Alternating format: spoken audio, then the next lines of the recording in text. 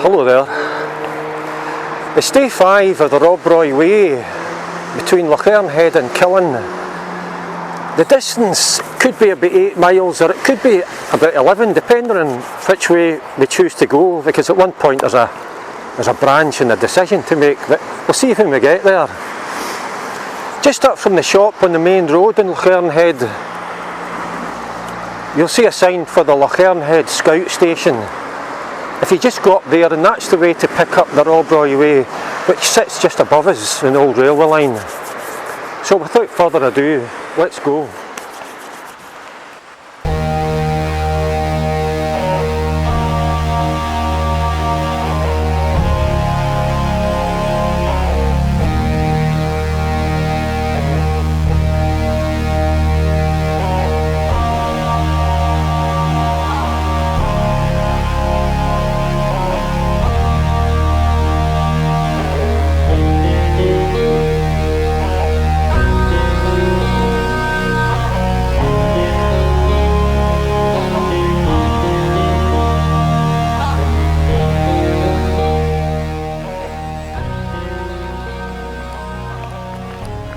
Well, we've hit the old railway line and the Rob Roy Way.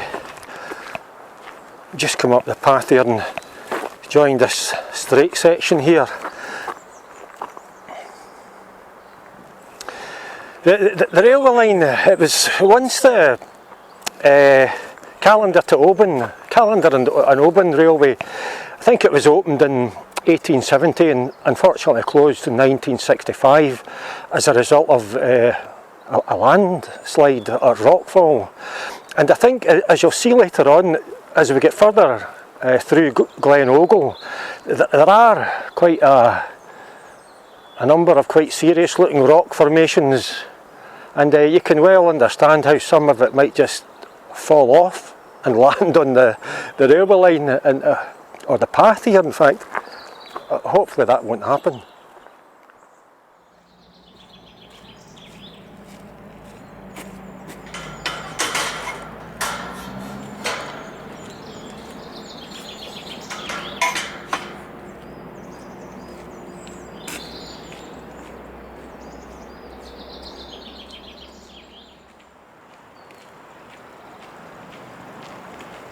This section of the Rob Roy Way is also part of the National Cycle Network's Route 7. It would be hard to imagine a more scenic cycleway. Looking across Glen Ogle and the swollen Ogle Burn, you can see vast volumes of water cascading down the hills as a result of recent heavy rain and melting snow. Indeed, during today's hike, there were times when I could barely hear myself think because of thunderous waterfalls at the side of the path.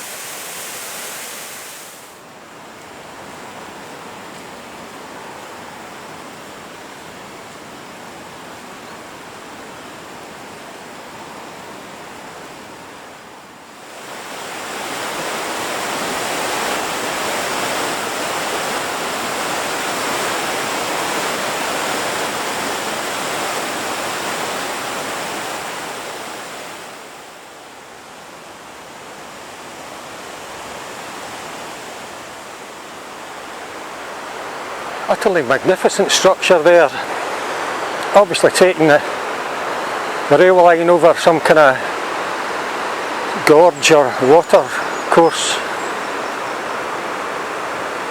Although you can get a good view of it from here, you could probably get a better view of it if you're on a bus on the main road from Killin going through Glen Ogle.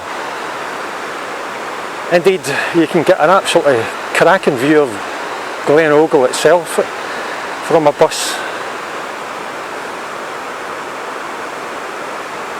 But if you just think about all the work that must have gone into constructing that thing out here in the middle of nowhere, I mean, it must have been a seriously exciting thing, being in a train going through Glen Ogle.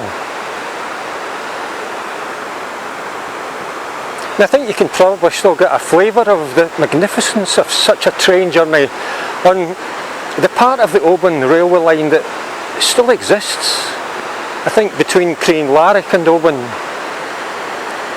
or between Glasgow and Oban, I can't remember which stretch it is, but there's one stretch, possibly both stretches, where the scenery is partly like this and utterly outstanding.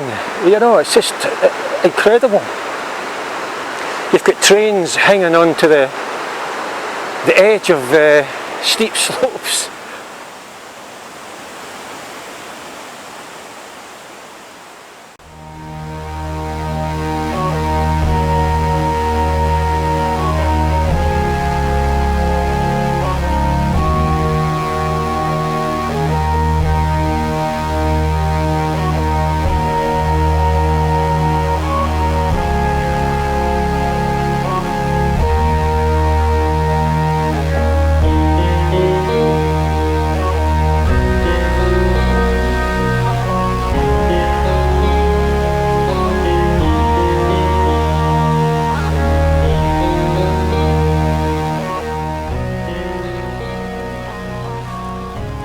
Well, this is where we've got a choice. We can go this way, or we can go this way. Very tempting to take the downhill path, I'll tell you. That one seems to go uphill. I'm going to go this way. I mean, this route kind of, I think it maybe wriggles its way along the general course of what used to be an old military road and then joins the railway line again into Killin. Whereas this kind of goes uphill and skirts the lower slopes of Bien Liab Hain, or however you pronounce it. So it's a slightly longer, it's adding an extra couple of miles into Killin, but I've not been that way, so I'm going to go that way, but I'm not going to go the route I had originally intended. If you look at your map, you'll see that there are any number of tracks that will eventually lead into Killin. I mean, just be careful, you could get lost up here, you know. I mean, obviously this is marked as a Robbroy Way, that's marked as a Robbroy Way, but I can see there's lots of branches and they won't all be the Robbroy Way. So if you were to take the wrong track, you could find yourself in some trouble. So just, you know, map skills and all that, carry on. But as I say, I'm not quite going to go there. I was going to carry on until I can see a mast on the map, some kind of transmitter or mast, and I was going to cut back towards Killin from there. But I've got a slightly sore foot, so I'm not going to go that far. I'm going to cut down to what looks like the Achmore Burn, and that'll save me a mile and a half or something like that, you know. I think when you get to a certain age, your feet do get sore, but nobody tells you that, you know. When you're young, your father would never take you aside and say, listen son, when you get old, your feet will get sore. That just doesn't happen, but maybe it should, you know.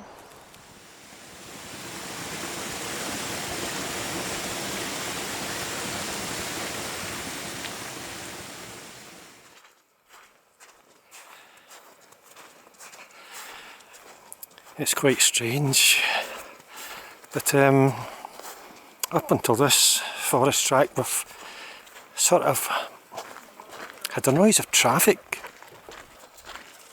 Oh God, I nearly jumped out my skin there.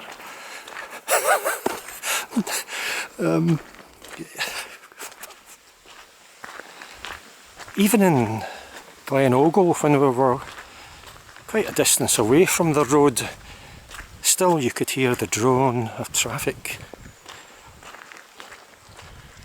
But all of a sudden in this section, it's just, it's so very quiet.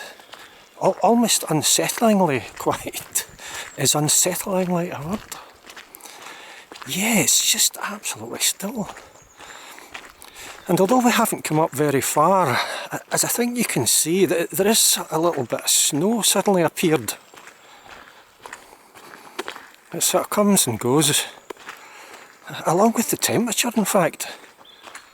It must be something to do with the trees, because sometimes it feels very cold and all of a sudden you'll find a little kind of slightly warmer bit, a little kind of micro climate or something.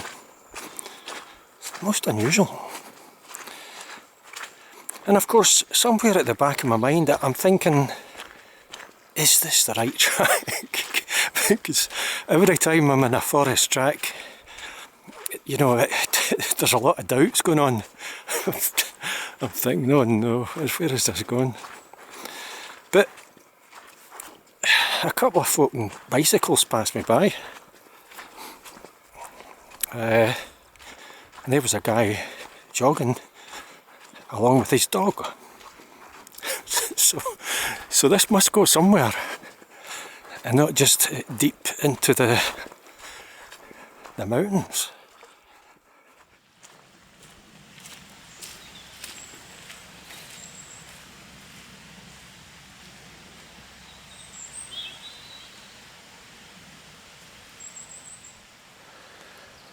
Well, it's decision time again. Little sign here at least confirms that the way I came was part of the Rob Roy Way. The arrow is pointing this way as the Rob Roy Way. That is the way that I was going to go.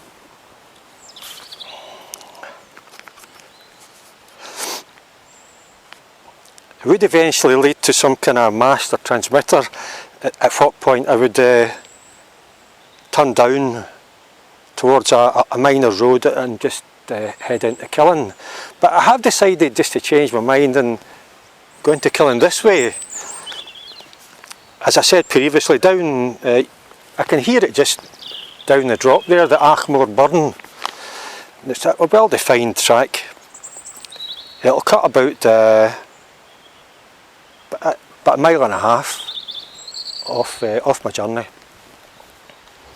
I mean, when you become more familiar with your map, Ordnance Survey, Land Ranger, you can pick and choose, and you don't necessarily have to go particular ways.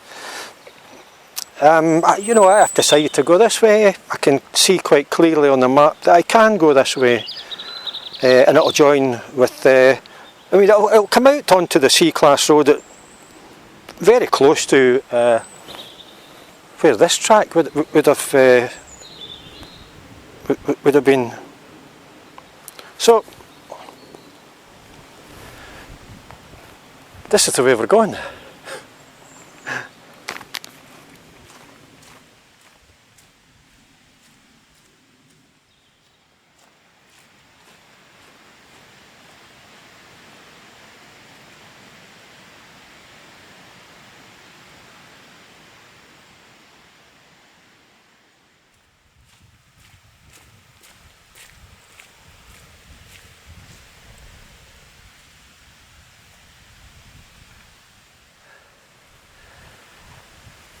So having decided to come this way, I'm now having doubts, because I'm thinking the track that I want to go on, can I go straight on? And there is a track off it to the left. This bends round to the left, but the track that goes sort of straight on doesn't look that substantial, and I'm thinking, oh. So I'm going to go down here and have a look and see what it looks like. If it doesn't look or feel right, then I'll go back onto this one, in which case I would expect to see the track coming off this on the left, and that would confirm to me that I'm okay. But on the map it doesn't seem to bend round just as much as that, so I'm inclined to think that it's this way. We'll see. Famous last words.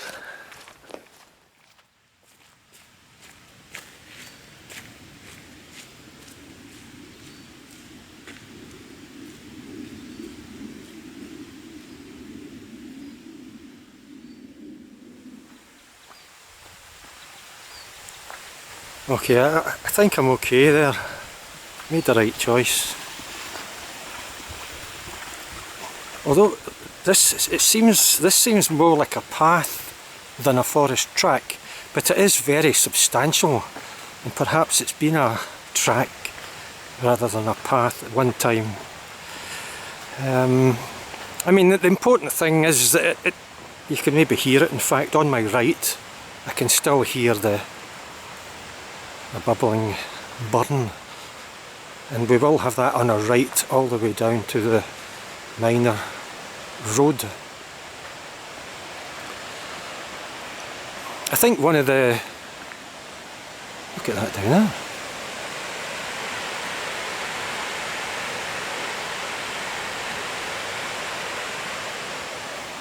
A wee bit more substantial than a burn, I would think.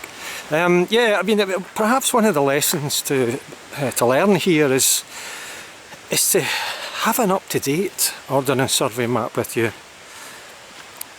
I know for certain, and I'm not setting a good example here, but my map is actually probably a couple of decades out of date. Just check your map. I think a date, publishing date, or surveying date's probably the bottom left of the map. And yeah, so always check your date and keep your map up to date, because you know, in 10 or 20 years or however out of date it is, any number of things can happen. Perhaps what we're on just now was a forest track at one time, and although in many ways it still is, it does feel more like a path, but a very substantial one, and you can see the wear and tear in the ground there. So it's been in use for a long time. I'm perfectly happy to continue following it.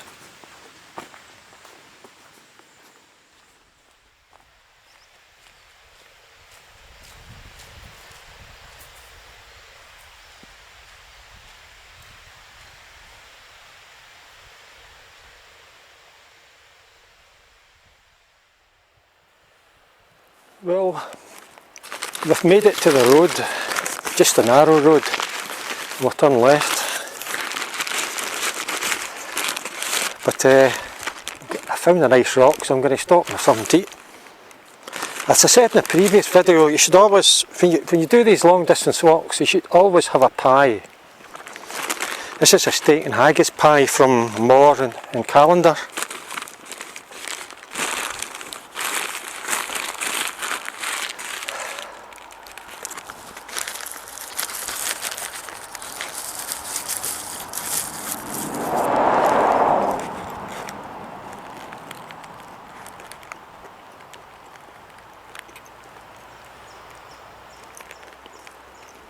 It would be hard to imagine a better pie, to be honest.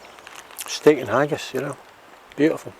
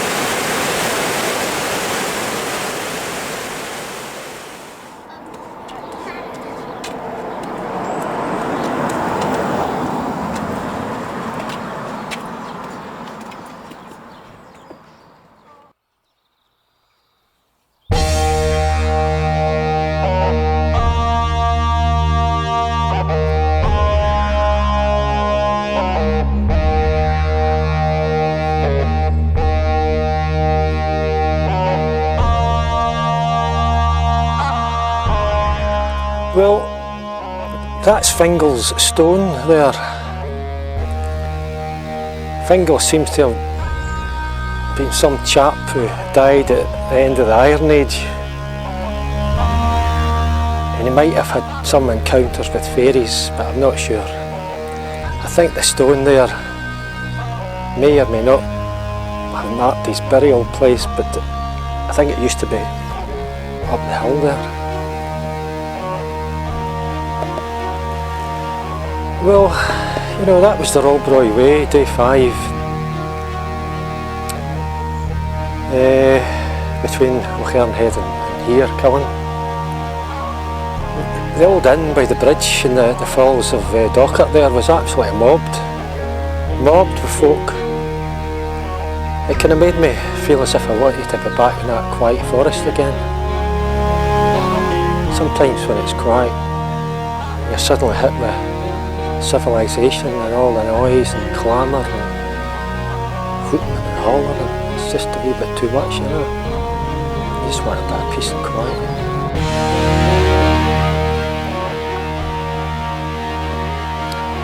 Anyway, I'm Eddie Burns. I hope you enjoyed that. I'll see you again.